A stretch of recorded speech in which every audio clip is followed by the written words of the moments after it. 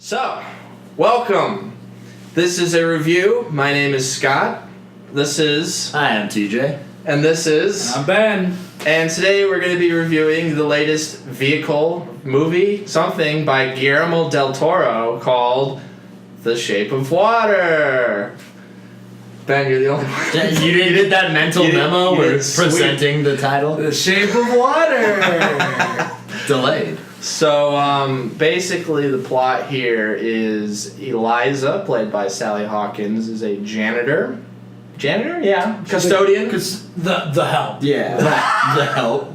She's the help, along with Octavia Spencer. And who also started the movie. so she plays the janitor inside a secret facility. That's a government. Yeah, government Area lab. 61, is that the place? 51? It's very government. It's very Area 51-esque, Yeah. but it's in the middle of a town. What is it? I don't know what town. Baltimore. Yeah. So it takes place in the 60s. We never know exactly what year, but it's before we put a man on the moon, so it's obviously during the kind of Cold War. And the movie takes place in which they bring a new creature to this secret lab. We don't ever get an idea of what the secret lab exactly does, but like TJ said, it's Area 51-esque. So, and they bring Doug Jones from Hellboy into the lab. And Abe Sapien, yeah.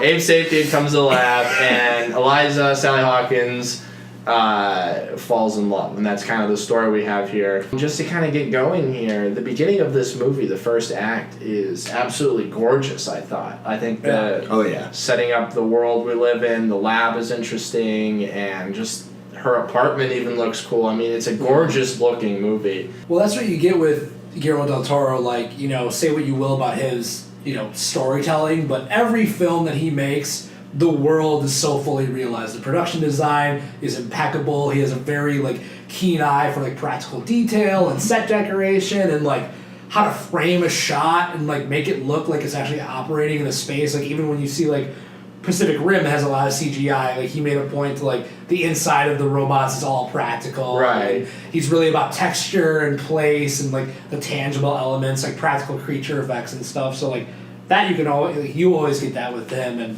yeah, it shines in this movie a lot. Yeah, he's great at grounding his worlds. I've never seen a Del Toro movie and been like, that wasn't believable. Right. I at least always am with him on his projects. And the creature, I don't think they have a real name. He's just called the Amphibian Man on IMDb. He looks amazing, especially his face and his eyes. The way he blinks was I was big on the blinking throughout the whole Very cool. experience. Very cool. Well, they do a great thing. I like this trend now how they have a practical creature effect. Obviously it's Doug Jones in a big costume, but they use CGI in the perfect ways to make it lifelike. Yeah. But so they when his shit flares up, that obviously in full motion, but seamlessly with this suit, it makes it just feel more alive. And you can use CG to add these little details to make, but that physical thing is always there. And there's not really. I don't think there's any. There might be only a couple shots where he's a full CG from head to toe. Most of the movie, I don't think maybe when he's swimming at the end and he's in the water, but it looks like a suit. I'd say the only time you can tell it's a suit really is kind of from the waist down. It looks a little from his feet and his legs look a little rubbery, but other than that, everything from the waist up looks impeccable. And the like I said, the facial expressions are just incredible. So really, really stellar job there. But then the movie gets going. Yeah. Right, the movie happens, and it takes you out of the scenery. You can stop looking at pretty things and when we start to actually rationalize what's happening. Once you have to actually think about what's happening, this movie falls apart. I think, personally. Just from the get-go, I know it's supposed to be a fairy tale, and I know it's supposed to be whimsical and different or whatever, but this is a secret lab where they're experimenting on what's ostensibly an alien creature that they found in the Amazon. This is not some regular everyday operation. This should by all means be a top secret operation, and like above classified. right. And they show like it seems like the building they're in is a bunker, and they have like IDs and there's soldiers everywhere. But then the janitors can just. It's a free reign. They can just walk in and out of rooms, and like Sally Hawkins, a big part of the second act is Sally Hawkins just listening to music with the creature and giving it food, and it's just all like playing around, and at no point does anyone acknowledge the fact that this is top secret, and why is she allowed to just go in there and do that? Especially when there's cameras, and they make a point to tell you, like, there's cameras everywhere, so it's like they've probably seen her feed him eggs and play records. Yeah, and like dance with them. It's a little weird. It's only like odd lockdown when it's convenient for the plot. Yes. Right. Yes. Like, spoilers, like, the whole lockdown element only comes into play when it's convenient. Like, Sally Hawkins can go in and out. Eliza, feed an ape sapien, like hanging out with him in the lab. It goes unnoticed by literally everyone. They don't even Octavia Spencer barely picks up on it. Like she knows it's going on, but there's a couple glancing shots of her being like, "Oh, she's not by her cart," and that's it. It's okay, cool. The cart's outside this room that she keeps going to. Weird. This is odd. Yeah. And that's it. Well, and that gets us to the thing that really makes this movie weird. And this is a minor spoiler, like I said at the beginning. It's implied from the trailers that there's a sexual relationship going on here. Flat out, they're having sex. The fish lady, or the fish man is having sex with Sally Hawkins. Yeah. And confirmed like twice. Yeah, at least twice. At least. Well, she describes his junk in detail to Octavia Spencer, who doesn't seem outraged or shocked. No, she's just like, whatever. She's like, oh, child, you fish monster. It's more of like a you nasty moment than anything. Yeah. Like, it's like some girl walks up to her best friend. She's like, ooh, we last night. She's like, oh. Yeah, it was totally that. This is not Birdie. This is not that. This is very odd. This creature. It's not human at all. Once again, spoiler alert. But the scene right before Sally Hawkins has sex with it for the first time, literally right before that, is a scene in which the creature eats the head of Richard Jenkins' cat. Oh, yeah. And it's crouched down and eating the cat's head like a monster. Like fucking Gollum, like at the river's edge. Yeah. And then it hops over and kind of looks up at Richard. It's like an ape, or it's like a dog, or it's like when you have a dog and you feed it and it's really happy, and it's like it's responding to you, but it doesn't ever feel like it understands. Yeah. Really. It knows, oh, this is egg, and oh, this is music, but it doesn't ever understand what that is. Yeah. Yeah. It's not like Caesar in Rise of the Planet of the Apes where he's verbalizing, he's eye learning. contact. Yeah. There's a couple, he learns a couple signs from Sally Hawkins, but most of his, he's squawking and making grunts and screeches and it's not human at all. But we're supposed to buy that Sally Hawkins is in love with him and wants to f it because make love, Ben. It's a romance. Make love. They have French music playing. Yeah, it's make love. You don't to French music. Hold on. You make love. You make love. Okay, Ape Sapiens all up in her shit while La Vie en Rose is on the background. Well, let's be very clear here. Sally Hawkins is the one that's thirsty for this fish man. She initiated. There's not a moment where she is afraid of it. Right off the bat, she wants to have sex with Fishman. There is no very early on. It's she's planting the seeds of being flirty, and they do a lot because she's mute. So her performance is entirely nonverbal. Right. So there's a lot of focusing on her face, and she literally is giving Fish Monster doomy eyes. Oh while she's chilling. In the facility while he's in his fucking tank, chained up. Right. Like a goddamn science experiment. Yeah. It's the sci-fi 50 Shades of Grey. Yeah. Really? Yeah. I'm gonna this fish. TJ took the words out of my mouth. Really, what this movie is Peter Jackson. Fuck. I was gonna say that. Well, Peter Jackson could make this movie. Well, he did already. It was called King Kong. That's why I was going with this. This is basically Guillermo del Toro's the third act of King Kong stretched out into 2 hours. Two hours. It's over long. And it's literally, we don't know where it came from, the Amazon, it's implied, but they bring creature to city,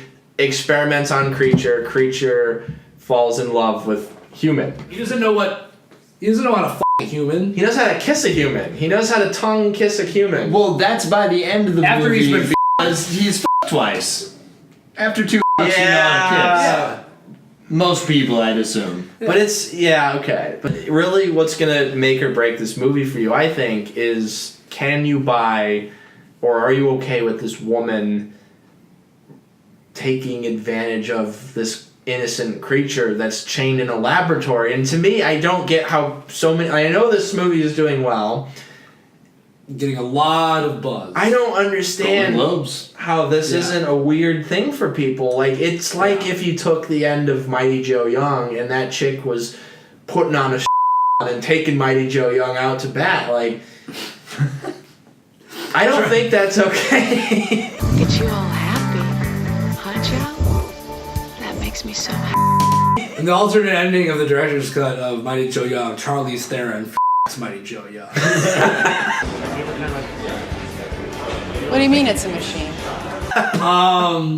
No, well, That's what it feels like. yeah, and what a lot of this reminded me of, there's a movie came out, are you guys familiar with Splice? Oh, yeah. Oh, yeah. Yeah, oh, yeah. Okay, spoilers for Splice.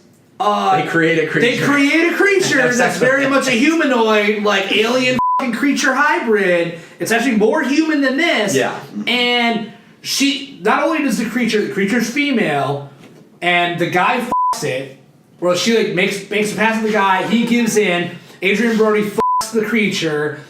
It's horrifying. But Everyone's it's Adrian like, Brody, so it's Yeah. okay. Yeah. but then the creature f***ing rapes the lady. I haven't seen this movie. Yeah, creature rapes the lady. Spoilers. Yeah. Creature rapes the lady. So, like, and that movie's like schlock. It's like f***ing like. Well, and that kind of brings up that movie did not do well, and I know a lot of people brought that up how creepy it was. Yeah, and it's creepy in the movie. It's f***ing weird. Okay, that's better. Like, that's so, at least like, like the lady- intentionally. Yeah, no. They weren't playing French music in the background? No, not at all. It's literally like the f***ing creature is like cowgirling Adrian Brody, but then the wife, his lady, like walks in and is like, "Yo, that's f***ed up." Will you stop squeaking? I'm trying to get into the moment here. So like that's the angle of like where I'm like coming from. Like it's weird f***ed humanoid creatures. Well, my thesis with this movie is, like, so I've seen this. This is my second viewing of this movie, and I'm convinced that if you gender swapped the creature and Sally Hawkins, so you have a male janitor seducing a female creature, you don't change the frame of this movie. People, I think, would be a little weirded out by that. Shocked. People would be calling rape. People would be saying that he's taking advantage of this creature. But, like, that is exactly what's happening in my eyes here, is that this guy is, or this woman is taking advantage of ostensibly an animal. Yeah. Right. Well, or God. I mean... Or God. It's either an animal or it's a God. It's one of the two. It's no in between in the movie. Humanoid at best. It's not... It's humanoid in the way that an ape is humanoid. Yeah. It can stand on two legs, it can do sign language, it can understand basic things, but there's... Hypothetically, you could f*** it.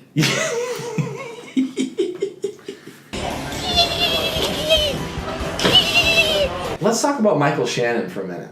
Sure.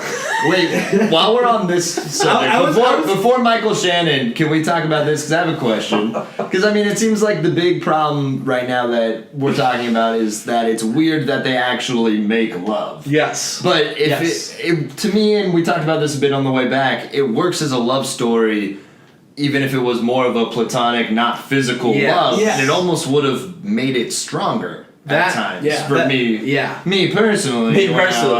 Yeah. That to me is the Band-Aid that would fix this movie. There's a lot of little plot holes here and there, but like we said at the very beginning, it's such a beautiful and well-crafted film, you could overlook a lot of the plot points. Oh, yeah. But like Totally.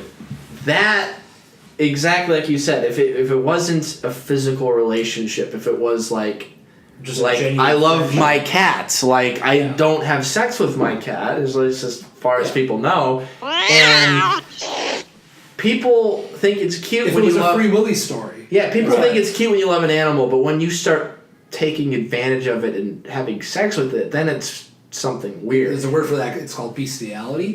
And well, even then though, like you said with Splice, like that movie, I don't know if it was good or bad, but like there's an interesting movie about somebody having sex with an animal. It's creepy, Yeah. but you have to make sure that you're making it creepy in the movie. Yeah, and if you actually delve into like the psychology of it, Right, which this movie completely glazes over any. Well, this movie's more fantastical. Yeah, it's like a fairy tale. Exactly. It's very fairy tale-esque. yeah, It's not like Dr. Frankenstein making a monster and then f***ing his monster. Alright, well, if he's alive, let's f***ing do this! Oh, monster! You know what would have helped me too in the general second half of the film? What's that? They ditched the like motif and the thematic thing of music being the universal language. Because early on she can't really communicate with the monster, but when she's in the facility, she's bringing the records to him. And that's something and he they're relates listening, to, and yeah. he's kind of like almost singing along when she like turns it off, and so it's like that becomes a universal language between this mute monster and our hero who also is mute. So Right. neither of them can talk, but they can enjoy the music. But Yeah, my point is, in the second half when they come back and he's in the bathtub, why is she all of a sudden like, well, now that I have the ability to play music for you and not get caught, I'm not gonna do it. Yeah, it definitely feels like that was lost. Like the music thing did feel like something that would really kind of tie everything together, and there's lots of movies that use that element, that tie things together with music. Baby Driver is a great example of that. Cloud Atlas is another great example of a movie. I haven't seen that actually. Well, everything is all tied together by music, and it's just this needed something like that, and it's just filled with lots of things that don't work, like Michael Shannon, who Michael Shannon is one of my favorite actors. I absolutely love Michael Shannon, and he is great as a performer in this film, but his character is so cartoonish. It just does. He's just stock bad guy, and there's no nuance to his character not at all. So apparently he's the government guy that kind of is heading up the whole amphibian man research. So let me just say, a big part of the story here is that this facility is researching the amphibian man. To what end, nobody is sure. Well, they get into a little bit, which this never comes up again. Right. They establish that they're trying to figure out how people can survive in space. And the whole they get in like literally in one exposition dump. They're like and because it's amphibious, but it's a humanoid. He has like both gills and lungs and can swap between them. And they're trying to figure out how you can do that. Well, that's how Michael Stuhlbarg. He's trying. So That's where you flash the picture of Michael Stuhlbarg. Michael Stuhlbarg right here. Jabbering like idiots. He's a character actor. You've seen him before. He plays an interesting role. I won't spoil exactly what he's doing in this movie, but he's a scientist that wants to kind of keep the amphibian man alive and research him. And he's basically trying to sell Michael Shannon the idea that this could be our space dog. This could be our man in space. Russia's already got a dog in space. This could be our next leap. And so they're kind of trying to find something. And Michael Stuhlbarg is kind of selling him on the idea that we could use it to breathe in space, maybe because of its lungs. So that's kind of what he wants. But we never know what Michael Shannon wants from the creature or what the government actually wants from it. It seems that he's just going to torture it 24/7. He's like it's like an Ahab riff. It's like a bad Captain Kind Ahab. of, yeah, he is hilarious. They do have a thing where he's like, I dragged him out of the fucking swamp. But there's no reason for him to dislike it other than he thinks it's an aberration of God. Right. Which, Yeah. why does he think that? There's like, again, like, I think what we're kind of getting at, like, just more broadly is, like, there's a lot of, like, interesting, very base ideas that are laid out in the movie, but none of them are, like, developed or expanded upon to make them actually fleshed out and interesting. They're like, there's a whole thing where he's going on about God, or Michael Shannon's going on about God, and how, like, and he calls the creature an affront. Right. So, or like an abomination or an aberration of nature. Right. So there's a whole, like, you're like thinking he's setting the stage so where, like, this guy's like some fundamentalist where he's like, no, this is man's dominion over nature. This thing's fucking weird and perverted. But then he's still making jokes about, like, oh, I still got my pussy finger. So it's like he's not a holy roller. He's not fully anything. He's not full on racist. He's not full on holy roller. He's not full on. He's just a bunch of. They just took all the bad qualities of people. Like, oh, he's kind of racist. He doesn't like the help. He's kind of like a rich guy kind of attitude. He's got an Ahab complex. Not nice to his wife. Yeah. Oh yeah. Yeah. The movie's hitting us on the head a little bit more than it has to. At times. Absolutely. Yeah. You know what's one of those scenes for me? The one where Michael Shannon pulls her in the office and he's like, I like him quiet. Like, I bet I can make you squeak. Yeah. I'm like, whoa! Unnecessary. And it's just another scene, once again, to show, oh, he's a misogynist, too. He's a rapey, too. Like, everything. Was that the point of the movie where you leaned into me and said, if you didn't know, he's the bad guy? Or was that at another point? Because there's just so many of those scenes where it's like, this is the one we don't like. Just so you know, he's the bad guy. Yeah. Like, don't forget. It's like the score and the performance and the absurdity the angle of the shot and, like, everything the lighting. He's like looming over her. Just the fact that two of his fingers are black, like dying and decaying for half the movie. Yeah. Which is great, by the way. I love all that. It's like, do you get it? He's rotten. He's completely just a cartoon character. Yeah. And really what kind of that brings us to is this movie, and I think a lot of Guillermo del Toro movies suffer from this same thing, is it feels like there's several different movies going on that it doesn't ever quite get to. Mm-hmm. The story going on with Michael Stuhlbarg is incredibly interesting. He gives an amazing performance, and I would actually be more curious to see a movie about him and what he's doing. Yeah. And Richard Jenkins, there's a whole love story going on with Richard Jenkins that has implications of a past romance that went sour, but they never quite commit to it, and it's very interesting. Yeah, because it's really well acted. Right. And it's all wrapped around this weird love story that doesn't quite make sense, and it just feels like he always has a really good story, but he has to put a monster in there, and so all these great stories have to have a monster at their center. And it's like, well, you could just take this one story and make a movie. You could take this one story and make a movie. But then all of them together just kind of make this mishmash. Yeah, it definitely gets to a point where, like, I definitely was like, you know, where your suspension of disbelief, like, gives way. Right. And there was a very distinct, I honestly forget where it was, but, like, where I literally was like, all right, like, I have no more investment in, like, what's going on here. This is, like, essentially schlock. Yeah. Who gives a f***?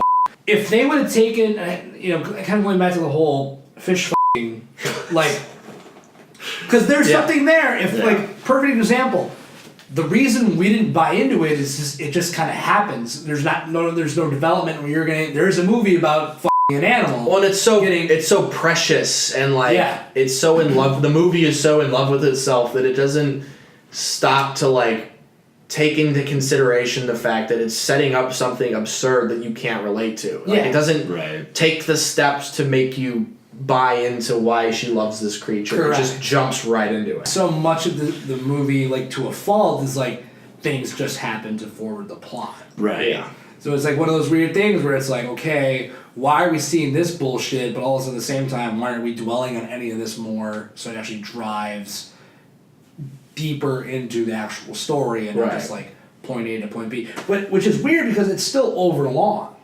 You know, for a movie where everything is happening to like forward the plot, it's still like nothing is given because it's trying to do too much. Like you said, it has a couple too many characters, and because of that, we have too many plot lines to follow, and we don't truly get enough of the really interesting ones Right. because they have to become at a certain point just movie plot scenes. It's doing too much, but doing too little with the things. So, I think we're about ready for final thoughts here. TJ, what did you think of The Shape of Water? You know, I definitely, as we talked about, I have some problems with it, but overall I enjoyed it. I'm happy I saw it. It's going to be a part of conversations this award season, and it really just comes down to your moral sensibility of whether or not the fish is okay. Like that's really what it comes down to for me. It's on a person-to-person basis. And would you give this a recommendation? And since this is our first episode, would you give it? I'll leave it up to you. You can do out of 5 stars or out of 10 stars. Would you give us a rating out of a certain amount of stars? Sure, I'm gonna say 4 out of a certain amount of stars, but I'm not gonna tell you if it's 5 or 10. Awesome. Ben, what did you think about The Shape of Water? This is definitely one of those movies where I don't exactly get what the hype is all about. Like, just for the technical aspects and, like, we kind of hit on, like, if you're a genre film fan, there's enough here where it's worth seeing. And just, like, if you're a Guillermo del Toro fan, they'll eat it up. But, yeah, I mean, I'd give it a recommend just on the basis of, like, seeing it one time. Just, like you said, TJ, just to be in the loop of what's going on. But it's just kind of, like, a letdown for me because there's a lot of interesting stuff in here that isn't given any real weight or depth or time to settle in and be legit. And it's ultimately just kind of like a letdown, and it breaks your suspension of disbelief to a point where you can't be invested in it anymore. So would you give it out of 5 or 10 stars? How many, or anything? What would you give it? Out of 10, I'd probably give it a 5.5, 6. Okay. Yeah. All right, and I'll finish up here. My final thoughts on The Shape of Water. I was never bored watching this movie. It's not so terrible that it's funny, but it is. Like we said through many times, it's technically very well made. The cinematography, the lighting, everything is incredibly well done. The creature is incredibly well made. It's just all that stuff doesn't add up to a movie. You need to have a story, and the story here just doesn't work for me. I really just kept seeing the holes in this movie, and a good movie you'll ignore. If you like a movie, you'll ignore those plot holes. In this, almost every scene, I was laughing at something that didn't make sense, or I was pointing something out, or my brain was trying to do all these gymnastics to make it make sense, and it just never worked. So I don't think that I would recommend this movie, at least not in the theater. I mean, if I was to give it out of 5 stars, I would give it 3 hard-boiled eggs out of 5. Maybe a 2.5. But that's, 2.5 seems low considering how great the filmmaking is. But it's not something I'm going to watch again. It's not something that I'll remember very long, other than we'll always remember it as the movie that the lady f***s a fish. And yeah. That's really all this has going for it. Like, there's not... Yeah, that's the only real, memorable thing that stands out. Right, but weirdly, if you took it out, the whole movie would probably be a lot more memorable. True. Yeah. Like, to me, That's a good point. that moment is almost too memorable, and it overshadows the rest of the movie. Because you can actually imbue it with, real emotion. Literally, I think Free Willy is, if you were to make this movie with the plot of Free Willy, right, it'd be kind of great. Yeah, you could remake this movie with the plot of Free Willy. Or E.T. Or E.T. E.T. would be great, yeah. Harry and the Hendersons. Really? Harry and the Hendersons. And that's our review of The Shape of Water. This has been a review. I'm Scott. I'm TJ. And I'm Ben. Thanks for listening.